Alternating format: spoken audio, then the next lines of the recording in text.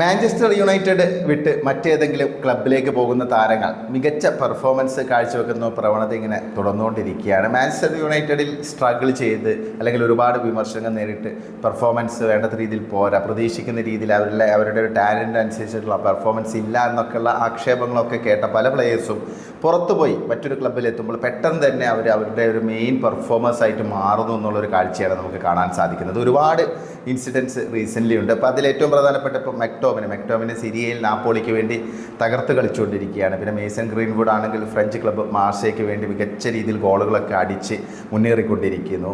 പിന്നെ സാൻജോ ആണെങ്കിലും ചെൽസി നല്ല പെർഫോമൻസാണ് കാഴ്ചവെക്കുന്നത്. ഇപ്പോൾ ആ ഒരു ലിസ്റ്റിലേക്ക് ഏറ്റവും ഒടുവിൽ എത്തുമെന്ന് പ്രതീക്ഷിക്കുന്ന ഒരു പ്ലെയറാണ് ആൻ്റണി. ഇപ്പം ആദ്യത്തെ മത്സരത്തിൽ റയൽ ബെറ്റിസിന് വേണ്ടി മികച്ച പെർഫോമൻസാണ് കാഴ്ചവെച്ചത്. അത്ലറ്റിക് ക്ലബിനെതിരെ ആദ്യത്തെ ഗോൾ, അതായത് ഇസ്കോ നേടിയ ആദ്യത്തെ ഗോളിന് വഴിവെച്ചത് ആൻ്റണിയുടെ നീക്കമായിരുന്നു. അതുമാത്രമല്ല, ആൻ്റണിയുടെ ഭാഗത്തു നിന്ന് നല്ല ഒരു ഊർജ്ജസ്വലതയോടെയുള്ളൊരു പ്ലേ ആണ് നമുക്ക് കാണാൻ സാധിച്ചത്. റൈറ്റ് വിങ്ങിൽ വളരെ കോൺഫിഡൻ്റ് ആയിട്ട് പേസോടെ കളിക്കുന്ന ഒരു ആൻ്റണിയാണ് കാണാൻ സാധിച്ചത്. നമുക്ക് യുണൈറ്റഡിൽ ഒരിക്കലും സമീപകാലത്തൊന്നും ആ രീതിയിൽ ആൻ്റണി പെർഫോം ചെയ്യുന്നത് കണ്ടിട്ടില്ല. പിന്നെ അതുകൂടാതെ തന്നെ മത്സരത്തിലെ മോസ്റ്റ് വാല്യുബിൾ പ്ലെയറായിട്ടും ആൻ്റണി തിരഞ്ഞെടുക്കപ്പെട്ടു. അപ്പം അതൊക്കെ ഒരു വലിയൊരു മാറ്റമാണ് ഒരു പ്ലെയറിനെ സംബന്ധിച്ച്. കാരണം ആ ഒരു യുണൈറ്റഡിൻ്റെ സാഹചര്യം മാറി നേരെ റയൽ ബെറ്റിസിലേക്ക് വരുന്നു. സ്പാനിഷ് ക്ലബ്ബാണ്, ലാലിഗയാണ്, പുതിയൊരു സാഹചര്യമാണ്. പക്ഷേ അവിടെ സ്ട്രഗിൾ ചെയ്യാതെ വളരെ കോൺഫിഡൻറ്റോടെ കളിക്കുന്ന ഒരു ആൻ്റണിയാണ് നമുക്ക് കാണാൻ സാധിച്ചത്. ഇങ്ങനെ ഒരുപാട് പ്ലേയേഴ്സ് ഇപ്പം ഓൾറെഡി പറഞ്ഞു കഴിഞ്ഞു മെക്ടോമിനിയുടെ കാര്യം. മെക്ടോമിനെ സിരിയയിൽ നാപ്പോളിക്ക് വേണ്ടി ഗംഭീരമായുള്ള പെർഫോമൻസ്, ഔട്ട്സ്റ്റാൻഡിംഗ് ആയുള്ള പെർഫോമൻസാണ് ഇപ്പം പുറത്തെടുത്തുകൊണ്ടിരിക്കുന്നത്.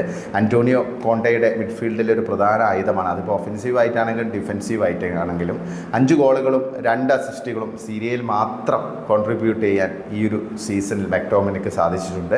അതിനുപരിയായിട്ട് ഡിഫൻസിൽ വളരെ മികച്ച രീതിയിലുള്ളൊരു കോൺട്രിബ്യൂഷനാണ് മെക്ടോമിനയുടെ ഭാഗത്തു നിന്നുണ്ടാകുന്നത്. ഫാൻസിനും വളരെ പ്രിയപ്പെട്ടൊരു താരമായിട്ടൊക്കെ മെക്ടോമിനെ മാറിയിട്ടുണ്ട്. പിന്നെ അതുകൂടാതെ മേസൺ ഗ്രീൻവുഡ് ആണെങ്കിൽ ഇപ്പം ഫ്രഞ്ച് ക്ലബ്ബ് ഒളിമ്പിക് മാർസേയ്ക്ക് വേണ്ടി തകർത്ത് കളിച്ചുകൊണ്ടിരിക്കുകയാണ്. ഇപ്പം 20 ലീഗ് മത്സരങ്ങളിൽ നിന്ന് 13 ഗോളുകളും 3 അസിസ്റ്റുകളുമാണ് ഗ്രീൻവുഡിൻ്റെ സംഭാവന. ഗ്രീൻവുഡ് ബ്രൈറ്റൻ്റെ മുൻ കോച്ചായ റോബർട്ടോ ഡി സെർബിക്ക് കീഴിൽ വളരെ കോൺഫിഡൻറ്റോടെ കളിക്കുന്ന ഒരു കാഴ്ചയാണ് നമുക്ക് കാണാൻ സാധിക്കുന്നത്. സാൻജോ ആണെങ്കിലും ചെൽസിയിൽ അത്യാവശ്യം നല്ല രീതിയിൽ പെർഫോം ചെയ്യുന്നുണ്ട്. പ്രത്യേകിച്ച് തുടക്കത്തിലൊക്കെ നല്ല പെർഫോമൻസ് ആയിരുന്നു സാൻജോയുടെ ഭാഗത്ത് നിന്ന്.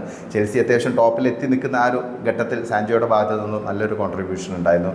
സാൻജോ ഇപ്പം ഇതുവരെ ഈ സീസൺ ചെൽസിക്ക് വേണ്ടി 4 അസിസ്റ്റുകളും 2 ഗോളുകളും നേടിയിട്ടുണ്ട്. അപ്പോൾ ഈ താരങ്ങളിലേക്ക് ഒരു പെർഫോമൻസ് യുണൈറ്റഡ് വിട്ടതിന് ശേഷം വലിയ രീതിയിൽ ഇമ്പ്രൂവ് ചെയ്തിരിക്കുന്നു എന്നുള്ളതാണ്. അപ്പോൾ ആ ഒരു ലിസ്റ്റിലേക്ക് നമുക്കിനി ആഡ് ചെയ്യാൻ പറ്റുമോ എന്ന് അറിയേണ്ടത് മാർക്കസ് റാഷ്ഫോർഡിനെയാണ്.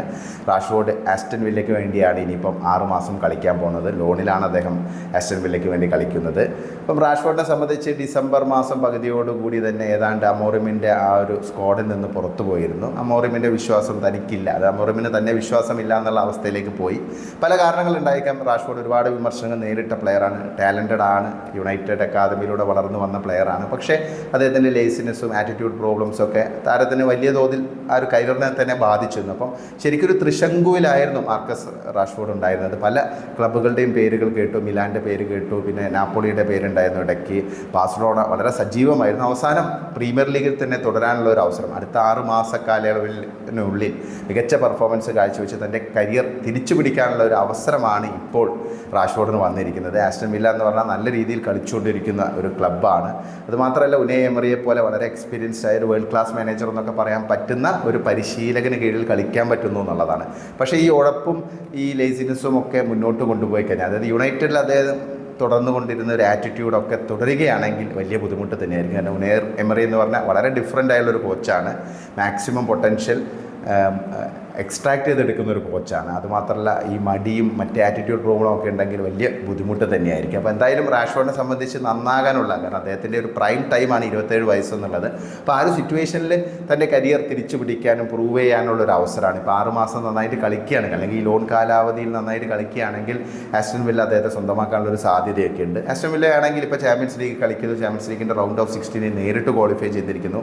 പ്രീമിയർ ലീഗിൽ ഇടയ്ക്ക് നല്ല രീതിയിൽ പെർഫോം ചെയ്താണ്, ഇടയ്ക്ക് സ്ട്രഗിൾ ചെയ്യുന്നു. അപ്പോൾ ഈ 2 ടൂർണമെൻറ്റുകൾ കൂടി വന്നപ്പോൾ അവർക്കത് മാനേജ് ചെയ്യാനുള്ള പ്രശ്നം ഉണ്ടായിരുന്നു. പിന്നെ വാറ്റ്കിൻസിന് ഇപ്പം പരിക്കേറ്റു, അതൊരു പ്രശ്നമാണ്. പിന്നെ ഡ്യൂറൈൻ പുറത്തേക്ക് പോയി. അപ്പം നിലവിലിപ്പോൾ സൈനിങ് ഒക്കെ നടക്കുന്നുണ്ട്. ഇപ്പം റാഷ്ഫോർഡിനൊപ്പം തന്നെ മാലനെ അവർ സ്വന്തമാക്കിയിട്ടുണ്ട്. അതുകൂടാതെ തന്നെ അസെൻസിയോയും വരാൻ പോകുന്നു. പിന്നെ ജാവോ ഫെലിക്സിൻ്റെ പേരിങ്ങനെ കേൾക്കുന്നുണ്ട്. ഇപ്പോൾ ഈ വീഡിയോ ഒക്കെ എടുക്കുമ്പോൾ ഫെലിക്സിൻ്റെ നീക്കം ഫൈനലൈസ് ചെയ്തിട്ടില്ല. അപ്പോൾ ഇങ്ങനെയുള്ള ഒരുപാട് ഓപ്ഷൻസ് ഒക്കെ വരുന്നുണ്ട്. അപ്പം നല്ലൊരു സുവർണ്ണ അവസരമാണ് മാർക്കസ് റാഷ്ഫോർഡിനെ സംബന്ധിച്ച്. കാരണം ആസ്റ്റൺ വില്ല ഇപ്പോൾ തകർത്ത് കളിച്ചുകൊണ്ടിരിക്കുന്നു. ചാമ്പ്യൻസ് ലീഗിലൊക്കെ അവർക്ക് നല്ല പ്രതീക്ഷയുണ്ട്. പ്രീമിയർ ലീഗിലാണെങ്കിൽ ഒരു നല്ലൊരു ഫിനിഷ് അവർ ആഗ്രഹിക്കുന്നുണ്ട്. അപ്പം ആ രീതിയിൽ നല്ലൊരു കോൺട്രിബ്യൂട്ട് ചെയ്യുന്ന അവരുടെ മുന്നേറ്റം നിലയിൽ ഒരു പ്രധാന താരമായിട്ട് പെട്ടെന്ന് തന്നെ റാഷ്ഫോർഡിന് മാറാൻ സാധിക്കുമോ എന്നുള്ളതാണ് ഇനി അറിയാനുള്ളത്.